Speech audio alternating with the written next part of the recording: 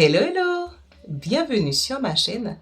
Vous êtes plusieurs à m'avoir demandé la vidéo sur le peuple Manche-Bétou, suite à une autre vidéo que j'avais postée sur les différentes coiffures originaires de l'Afrique, notamment des coiffures inspirées de l'Afrique impériale. Les Manche-Bétou sont une population d'Afrique centrale vivant au nord-est de la République démocratique du Congo. Leur particularité, c'est qu'ils pratiquaient la déformation du crâne chez leurs enfants dès le plus jeune âge. Donc, c'est-à-dire que dès que l'enfant était bébé, ils lui enveloppaient la tête avec des cordelettes avant la consolidation des os, et ce pendant une année, donnant ainsi une forme allongée au crâne. Pour eux, c'était signe de beauté et d'intelligence. De nombreux crânes allongés ont été retrouvés un peu partout dans le monde. Ceci a mené à beaucoup d'interrogations. Des personnes pensaient qu'il s'agissait de crânes d'extraterrestres, d'autres pensaient qu'il y avait eu une autre espèce d'homme, puisqu'on a connu les hommes de la préhistoire. Ce qui est sûr, c'est que l'homme, l'environnement évolue constamment, mais à qui étaient ces fameux crânes allongés?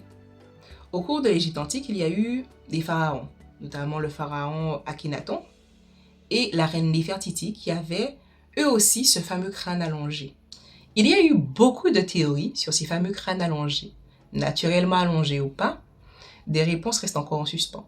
La seule chose sur laquelle on peut s'appuyer, des faits qui ont été avérés, c'est qu'on a bel et bien retrouvé ces crânes, des sculptures également avec le crâne allongé, de l'art sous différentes formes témoignent également de ces fameux crânes.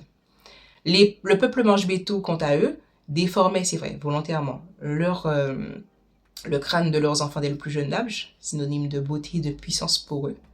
Là encore, on a des photos de ce fameux peuple avec la forme de leur crâne, cette forme allongée. Et tellement ils voulaient qu'on remarque ce fameux crâne, ils faisaient des coiffures qui mettaient vraiment en valeur, en évidence, la forme de leur tête.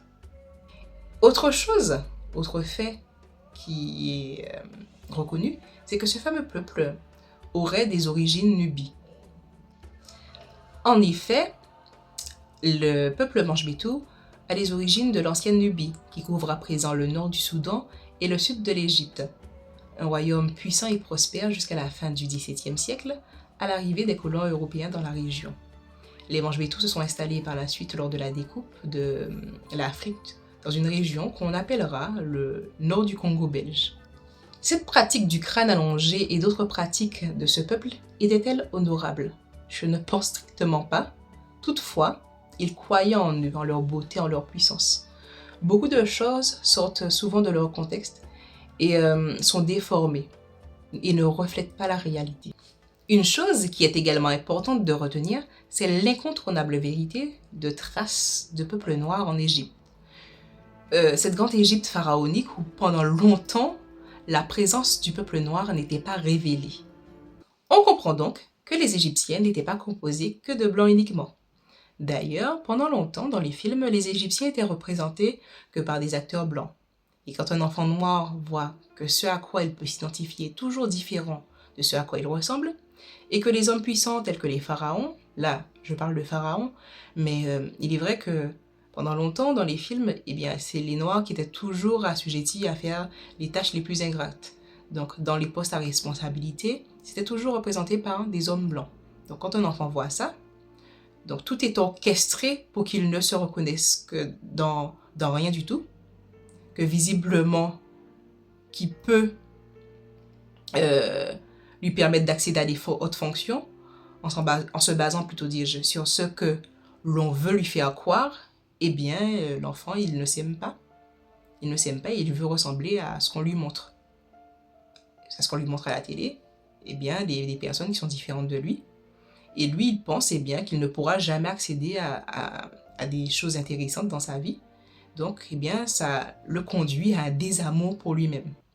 C'est la raison pour laquelle il est important de connaître notre histoire, que ce soit avec ses côtés sombres, mais également et surtout avec toute sa lumière. Car beaucoup de nos ancêtres sont des hommes et des femmes puissantes, des guerriers et des guerrières, des rois et des reines, des pharaons, qui avaient pleinement confiance en eux et leur beauté, des hommes et des femmes charismatiques. C'est ce charisme que nous devons transmettre à nos enfants. Ceci passe par l'acceptation complète de ce que l'on est. Que nous soyons noirs issus de métissage, nous devons accepter toutes les facettes de notre personne. Ceci évite beaucoup de frustration et engendre davantage d'amour pour nous-mêmes. Si cette vidéo t'a plu, n'hésite pas à liker et surtout à partager. Autre chose, ne te prive pas d'être toi-même. Fais-toi cette promesse ultime, cet engagement solennel que tu es libre de pouvoir vivre pleinement, en harmonie avec tous les éléments qui t'entourent, d'être toi tout simplement, d'être fier d'être toi-même. Donc je te dis à très bientôt pour de nouvelles vidéos. Allez, ciao ciao!